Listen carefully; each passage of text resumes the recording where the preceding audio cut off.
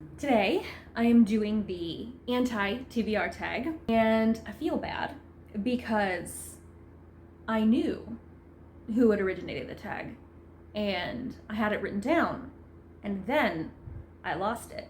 So, sorry. I will link it in the description.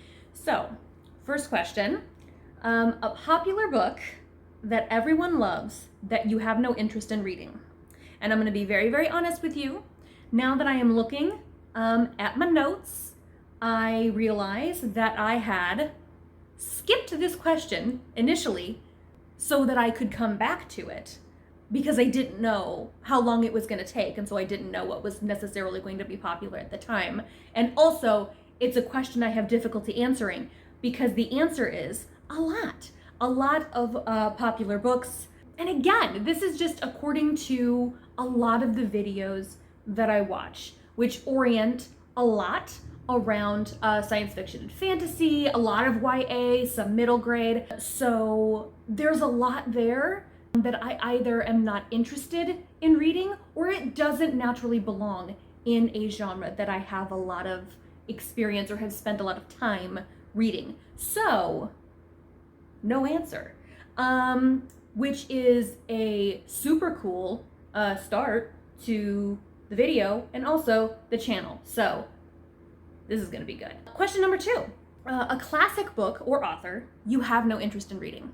The one that comes to mind is Jane Austen. I don't know how I made it this far in my life without having read a Jane Austen novel, but I can tell you that not only do I have very little inherent interest, there have also been so many adaptations of Austen novels that a handful of her novels have been kind of spoiled for me. A main factor of my enjoyment of books is at least a certain amount of ambiguity as to what's going to happen. I know there aren't adaptations of every Austen novel, but I just can't see myself getting into any of them. Also, I think The Count of Monte Cristo by Alexandre Dumas. I only know 2 things about this novel. 1, that it is very long, and 2, it is about revenge.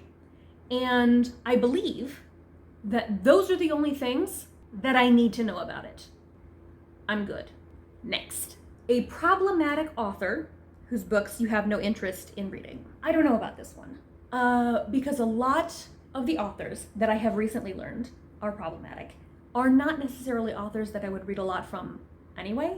Shout out, by the way, to Jess Owens, who, if you do not know, is on BookTube, and she talks about things that she's read and does lives, but mostly she has a weekly video, mostly weekly video, in which she summarizes timely and important bookish issues on YouTube and Twitter.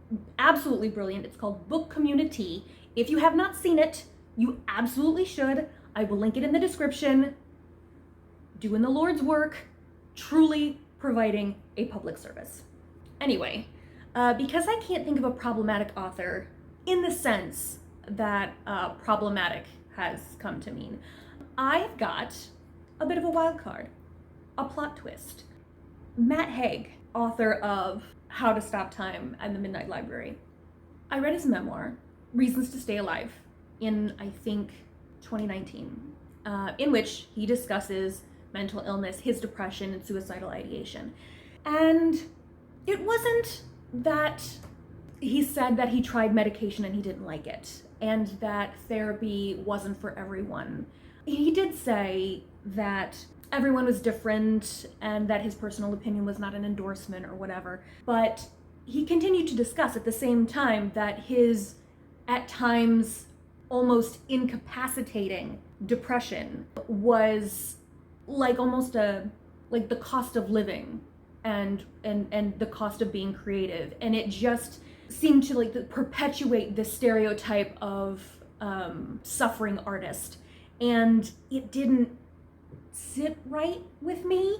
I'm not saying that Matt Haig has an ethical or moral responsibility to advocate for the treatment of mental health, but the fact is that if I read anything he wrote, I wouldn't be able to not think about it, and it would make me sad, and it would be like a distraction. So, actually, in that sense, I guess The Midnight Library would be a popular-ish book that I have no interest in reading. So, haha, 2 for 1, nice.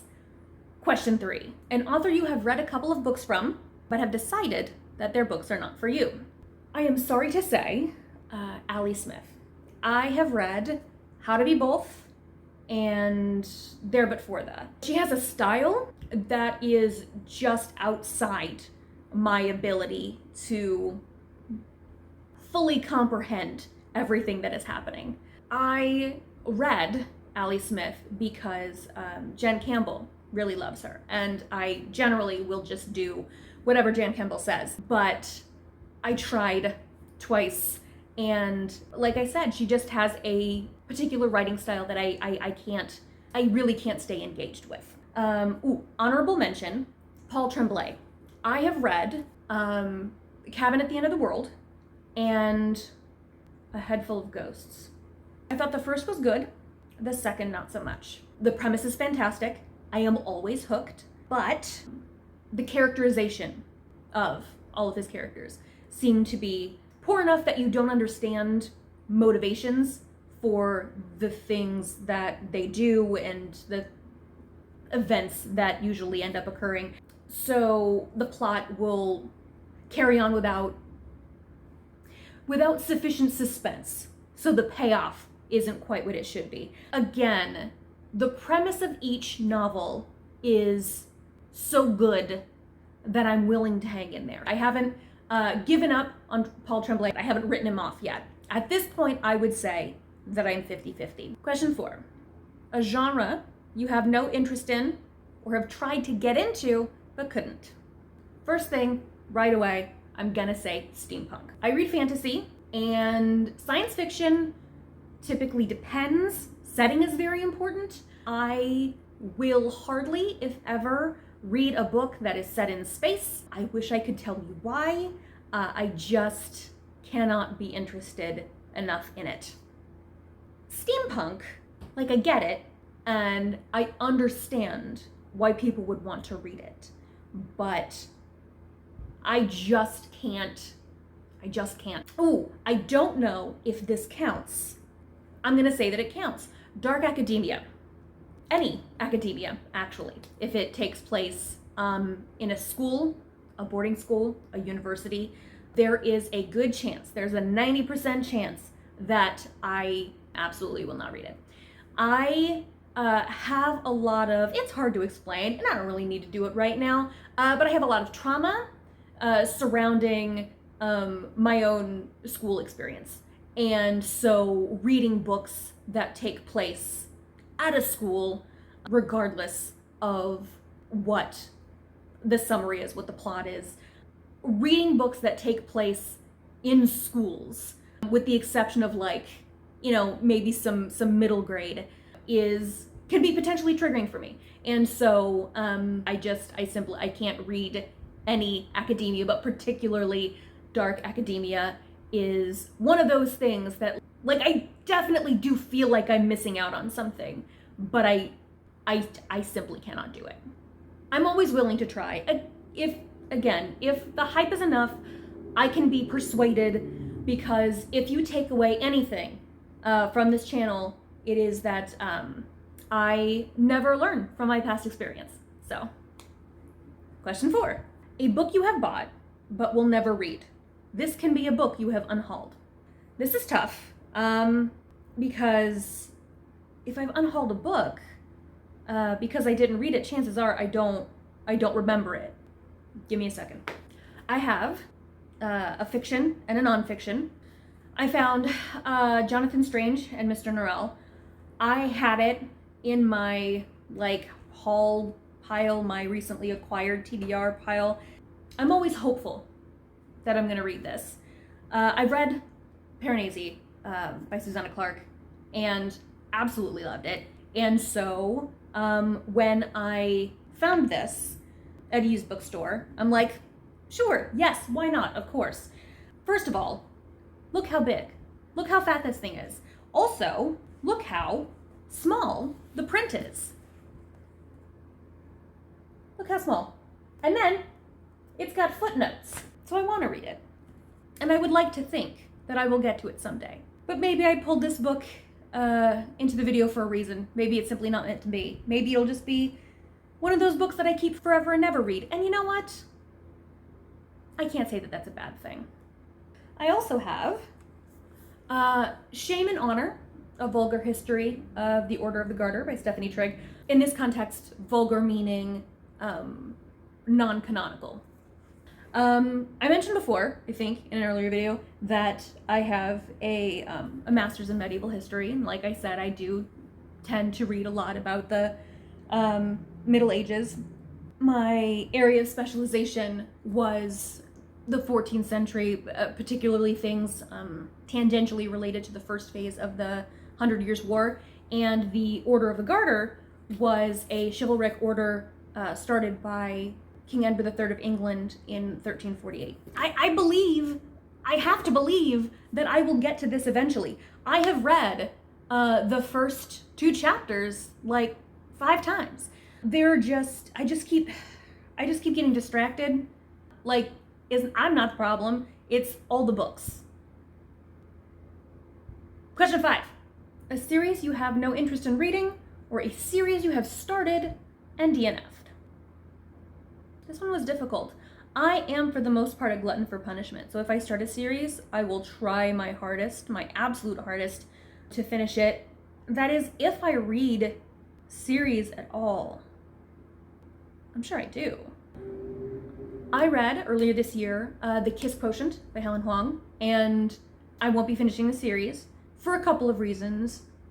Mostly because I am not a huge fan of romance. Not to say that I won't read it, and it's not like a value judgment. I have no problem with romance as a genre. It is just as much of an enjoyable experience and a success to read and write as any other book in any other genre on the planet, so I'm not trying to disparage romance as a genre. But I will say that tropes and formula, which are 2 things, and again, I'm not trying to generalize, but 2 things on which a lot of romance can rely is, like I mentioned before, like antithetical to my enjoyment. Like, in order for me to enjoy and get the most I can out of a reading experience, I have to not know what is going to happen. So in the reading of romance, you don't always know, but for the most part, you kind of know. There are going to be possibly like plot twists and surprises, but romance is going to happen, and it generally follows a particular formula. And I just am not super into that. Also, and I don't want to get into this too much, but the main character in The Kiss Quotient is autistic, and there were certain behaviors with which I absolutely related, but the fact that not only like the romantic interest whose name escapes me, like some other characters in the book were constantly conflating like her autistic traits with like stress or anxiety, and they kept telling her to like calm down, you need to relax, you need to calm down, and that's not what that is. And I'm not blaming Helen Hoang. I looked it up, and she had herself been recently diagnosed as neurodivergent, and so I'm not trying to say that she was not writing the experience of the main character authentically, but she claimed herself that it was new to her, and there was a lot that she didn't know, so I'm not going to say that it was done badly or incorrectly. It was just, to me, very frustrating. And side PSA, a lot of autistic traits, like overthinking and oversharing and being very focused and very plan-oriented, these are not things that indicate a personality disorder. They are not quirks. They are the result of a neurological difference. They cannot be changed. Please do not tell us to relax. End PSA. Question 5. Is it question 5? Oh my God, what question am I on? Where am I? Okay. A new release you have no interest in reading. I honestly don't keep up with new releases a whole lot, mostly because it's not a thing I was ever used to doing, like keeping an eye out for new releases. And also, I do not prefer to read or own hardcover books if I can avoid it. So usually I'm not going to buy a book until it's been out and, long enough and released in a paperback format. Honestly, there wasn't a whole lot that I could see that I would straight up be unwilling to read. Pieces by Helen Oyeyemi, probably, because Gingerbread was enough to scare me off. I didn't dislike Gingerbread. I didn't dislike my experience of reading Gingerbread. And many reviews say this, but it was very weird. And I'm not super willing to make another attempt to decode her writing. Also, The Maidens, which is also relatively recent.